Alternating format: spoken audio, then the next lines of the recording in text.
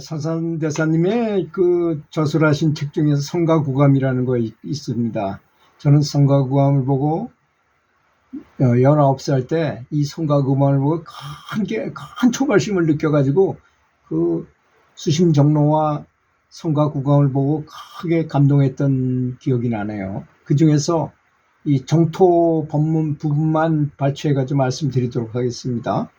만약 어떤 사람이 말하기를 자기 마음이 이미 정토라는데 새삼스럽게 정토에 다시 가가지고 거기에서 태어나야 될 것이 무엇이며 자기 성품이 원래 아미타불이라는데 따로 아미타불을 보라고 그렇게 애쓸 필요가 무엇인가 라고 묻는다면 이 말은 옳은 말인 것처럼 들리지만 사실은 옳지 않다고 합니다.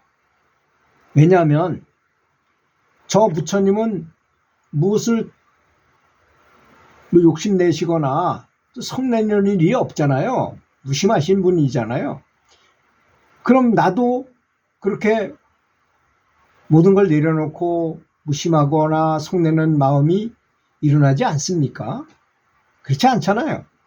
저 부처님은 지옥의 연화세계를, 지옥을 이렇게 극락세계로 바꾸기를 손바닥 젖히듯이 쉽게 하신다는데 나는 지옥으로 지옥에 떨어질까 오히려 겁을 내면서 어찌 그걸 바꾸어서 연화세계가 되게 한단 말이겠습니까? 이렇게 말씀하셨어요. 그렇잖아요. 부처님이야 쉽게 지옥을 뭐 극락세계로 바꾸고 할 수 있겠지만 우리는 죽으면 저기 저승에 지옥에 갈까봐 겁을 내는 판인데 어떻게 그렇게 하겠느냐 이런 말씀이죠. 저 부처님께서는 한량없는 세계를 눈앞에 놓인 듯 보시는데 우리는 뭐 종이장 한 장만 가려도 앞에 일을 모르잖아요. 담벼락 하나만 있어도 그 안에 무슨 뭐가 있는지 어떤 것인지 전혀 모르잖아요.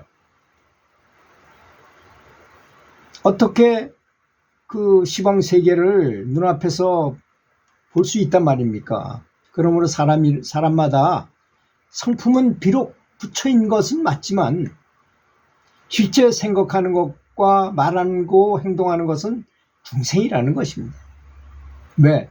바로 이 아니비설신이 이목구비의 감정에 의해서 감각기관 때문에 그 내 마음속에 있는 부처가 살아나지 못하고 오용락으로 그냥 다 흐려져 있기 때문에 그렇다는 것이죠. 이런 이치를 현실을 직접적으로 말한다면 그 차이는 부처님처럼 모든 걸 깨달아 아신 분하고 아무것도 모르는 우리하고는 하늘과 땅 차이가 난다는 걸 아득하다고 이렇게 말씀하셨어요. 기봉선사가 말씀하시기를 가령 단밖에 깨졌다 할지라도 결국은 전차를 오림을 하면서 닦아가야 한다고 하였으니 그 말은 참으로 옳은 말씀이라고 서산대사께서는 말씀하셨습니다. 그리고 다시 자기 성품이 남의 아불 타불이라고 하는 사람에게 다시 물어보자 이겁니다. 어찌 태어나면서부터 석가모니 부처님과 아무것도 안 했는데 아미타불이 될 수 있겠습니까? 어떻게 태어나면서 도도 안 닦고 공부도 안 했는데 석가모니처럼 부처님이 되고 또는 아무것도 하지 않았는데 아미타불이 될 수 있겠느냐 이겁니다. 그렇지 않습니까? 스스로 헤아려보면 그냥 저절로 알게 될 것입니다. 임종을 당해서 숨이 끊어지는 마지막 큰 고통이 일어날 때 그대는 과연 자유자재할 수 있겠는가? 만약 그렇지 못하다면 한때의 만용을 부리다가 영원히 사막도에 떨어져서 정말 아무리 후회해도 다시 돌이키기 힘든 후회막급의 잘못을 부디 범하지 말아야 된다고 간곡하게 서산대사께서는 말씀하셨습니다. 또한 마명보살이라고 굉장히 유명하신 보살이 있잖아요. 용수보살님하고 마명보살님이 이미 다 깨달은 조사였지만 분명히 왕생하는 길을 간절하게 권했어요. 사람들에게 연불 해라. 자기처럼 참선하거나 다른 공부해가지고 깨닫기가 어렵다는 걸 아시고 제일 쉽고 빠르고 정확한 방법이 연불이기 때문에 그러니까 어떻게 왕생하는 것을 부정하겠느냐 이겁니다. 남이아물탑을 6자 법문은 윤회를 벗어나는 간단 명료하고 가장 쉽고 빠른 지름길이라는 것입니다. 마음으로는 부처님의 세계를 생각하여 잊지 말고 입으로는 부처님의 명호를 똑똑히 불러서 산란하지 않아야 합니다. 이렇게 마음과 입이 서로 합치되는 것이 연불이라는 것입니다.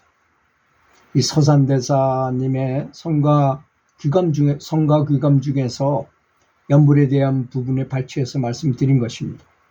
이번에는 연종지보 중에서 성암대사님에게 어떤 연불행자가 질문을 했어요. 정토 수행에 관한 질문을 했는데 누군가 묻기를 즉심시불, 즉 마음이 곧 부처라고 하는데 어째서 다시 아미타불을 연불해서 보려고 노력해야 합니까? 라고 큰 스님께 질문하기에 성암대사가 말씀하시기를 즉심시불이라는 말은 얼어있는 얼음을 가르쳐서 물이라고 하는 것과 똑같다고 그랬어요. 얼음이 물인 거는 분명히 맞죠. 그런데 지금 얼음은 얼음하고 물하고 같다고 할 수는 없잖아요. 같은 성분이긴 하지만 얼음이 얼어있어. 그래서 물처럼 물은 자유롭게 움직이고 높은 데서 낮은 데로 흘러가고 그런 거지만 얼음은 그렇지 못하잖아요. 가만히 놔둬도 그대로 고쳐니까 꿈쩍도 안 하고 다 그 형체를 유지하고 있잖아요.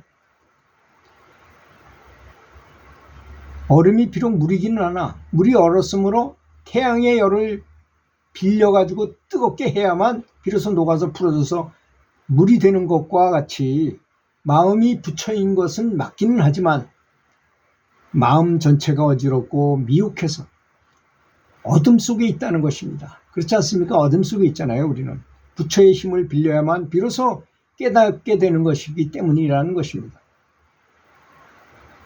이 부처님을 부른다는 명호를 부른다는 것은 굉장한 의미가 있는 것입니다. 그러므로 어찌 이목구비로 들어오는 정부에 의해서 감정에 사로잡혀 사리에 어두운 이 마음만을 고집하지 말 것이고 오직 감사한 마음으로 부처님 뵙기를 원해야만 하는 것이라는 것이다. 또 이제 어떤 사람이 묻기를 즉심정토라고 하는데 어찌해서 다시 정토에 왕성하기를 원해야 합니까? 라고 질문하셨더니 성암대사께서 답하시기를 즉심정토라는 말은 산에 이렇게 심어져 있는 나무를 가리켜서 기둥이라고 하는 거하고 똑같다는 거. 제목으로 쓸 수 있는 기둥이 있잖아요. 기둥. 집을 짓 때 기둥이라고 말하는 것과 같다는 것이야. 산에 있는 나무 보고 저건 기둥이다 이렇게 말하면 그 말이 맞습니까?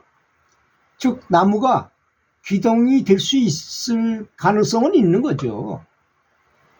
그렇지만 나무가 그대로 기둥이 되지 못하는 것과 같이 마음이 비록 극락정토를 지을 수 있기는 하는 것이지만 마음이 있는 지금 그대로가 정토는 아니라는 것입니다. 닦아야 하고 물을 끓여야만 물이 끓는 것처럼 뭔가 조치를 취해야만 그게 그렇게 된다 이거죠. 나무로 기둥을 만들려면 어떻게 됩니까? 나무를 자르고 다듬고 각을 세우고 뭐 해야 기둥으로 쓸 수 있잖아요. 그런 걸 말하는 것이 아니겠습니까? 우리 마음이 24시간 내내 경계에 대하여 털끝만치도 잡념이 없고 더러운 마음이 일어나지 않는다면 마음이 공하지 못하는 것이 어떻게 즉심정토라고 하겠는가? 그렇잖아요. 마음이 깨끗하지 못한데 어떻게 즉심정토를 할 수 있겠는가? 이와 같은 말은 모두 스스로 속는 것이다. 만일 정토에 왕생하지 아니하면 유심정토가 끝끝내 드러나지도 못하는 것임을 알아야 한다고 이렇게 연종지비어에서 성암대사께서 말씀하셨다는 것입니다. 결국은 열심히 닦아야만 극락을 살아있으면서 지금 현실 세계에서 살면서도 볼 수 있고 죽으면 당연히 극락세계에 국품연화대 나에게 맞는 장소에 가서 화생할 수 있다. 이런 뜻을 말하는 것이 아니겠습니까? 극락 학교에 입학했다 하더라도 맨 밑에, 구품연화대 맨 밑에 있다면 아마 굉장히 오랜 시간이 걸릴걸요. 다행은 다행이지만 하여튼 극락에 갔다면. 그래서 우리가 좀 수준 높게 많은 연부를 해가지고 가면, 그래서 중간쯤이나 상위 상품 상생회로 가게 되면 얼마나 좋겠습니까? 이왕 가는 거, 극락에 가는 거. 바로 편에 비해서 당신은 이 정도 공부됐으니까 여기에 안착하시오. 얼마나 영광스럽습니까? 그리고 어떤 분들은 극락에 갔다가 자기 그 연꽃 연대가 있는데 거기에 자기 이름이 써 있더라는 거죠.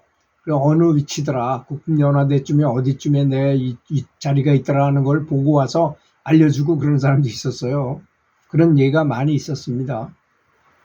그러니까 열심히 연부를 24시간 내내 끊임없이 이어지도록 하는 것이 그렇게 좋다는 걸 의미하는 거 아니겠습니까? 들어주셔서 감사합니다.